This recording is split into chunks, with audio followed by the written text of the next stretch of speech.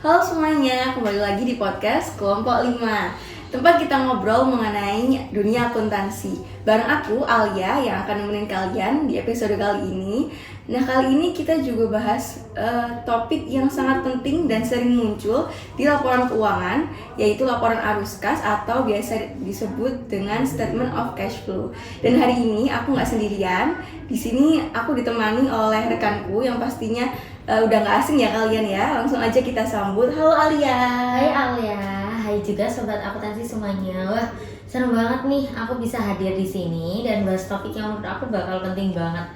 Apalagi buat kalian yang lagi kuliah di jurusan akuntansi atau keuangan.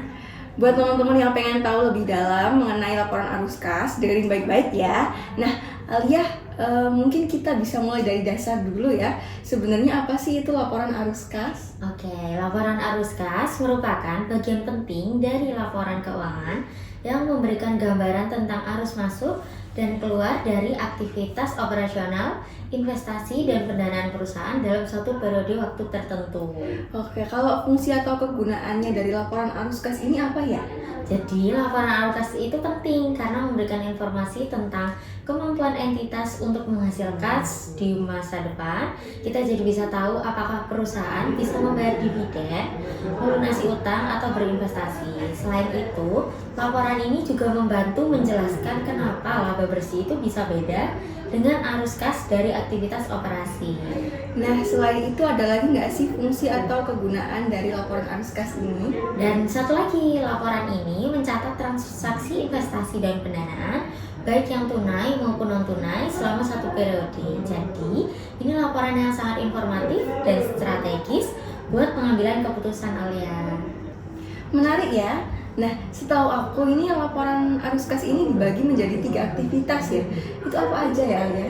Betul, laporan arus kas diklasifikasikan ke dalam 3 aktivitas utama. Jadi yang pertama, aktivitas operasi, yaitu melibatkan efek kas dan transaksi yang masuk ke dalam penentuan laba bersih, seperti penerimaan kas dari penjualan barang dan jasa, dan pembayaran kas kepada pemasok dan karyawan untuk akuisisi, persediaan, dan biaya. Nah, yang kedua ada aktivitas investasi, umumnya melibatkan non-current aset dan meliputi pemberian dan penagihan pinjaman, perolehan, dan pelepasan investasi aset produktif jangka panjang.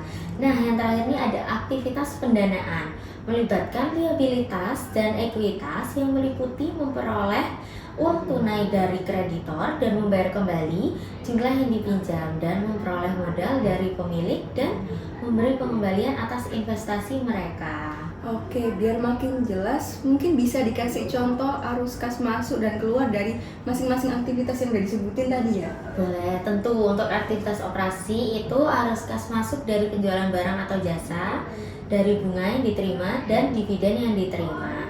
Sedangkan arus kas keluar kepada pemasok untuk inventaris, kepada karyawan untuk upah, ke pemerintah untuk pajak, kepada pemberi pinjaman untuk bunga, kepada orang lain untuk biaya. Nah, aktivitas investasi, arus kas masuk dari penjualan properti, pabrik, dan peralatan, dari penjualan investasi dalam surat utang atau ekuitas entitas lain, dari pengumpulan pokok pinjaman kepada entitas lain.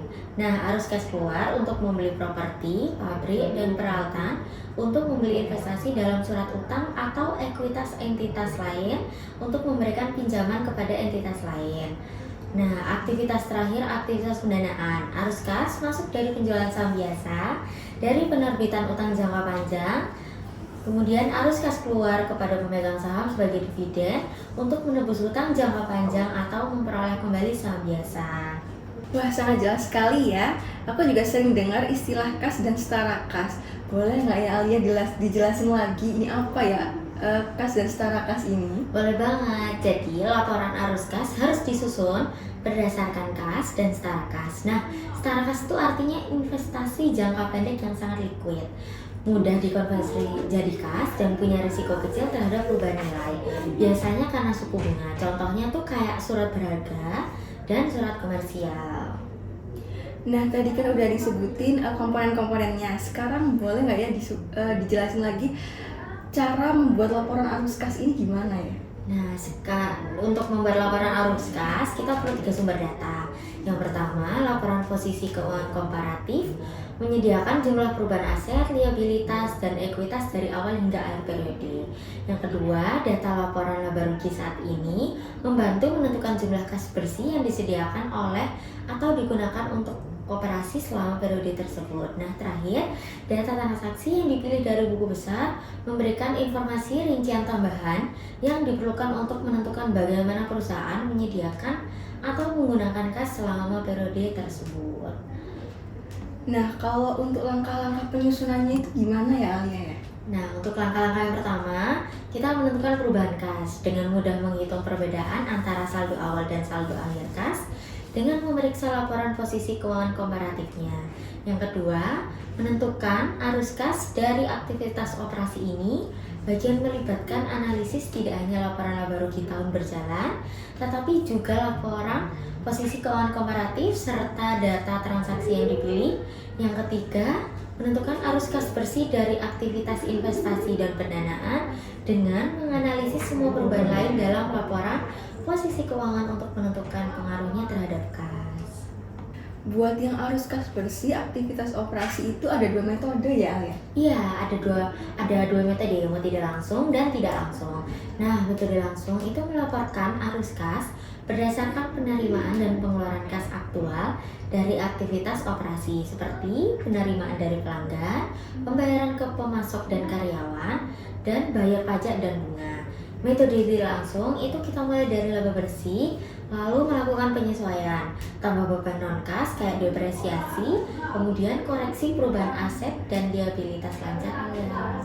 Nah, untuk kira-kira apa aja sih kelebihan dari 2 metode tadi yang udah kamu sebutin? Nah, kelebihannya itu buat yang metode langsung itu lebih informatif gitu teman-teman, karena menunjukkan aliran kas aktual dan memberi informasi yang lebih berguna untuk analisis arus kas masa depan. Sedangkan metode tidak langsung, kelebihannya itu lebih mudah disiapkan karena datanya berasal dari laporan laba rugi dan neraca.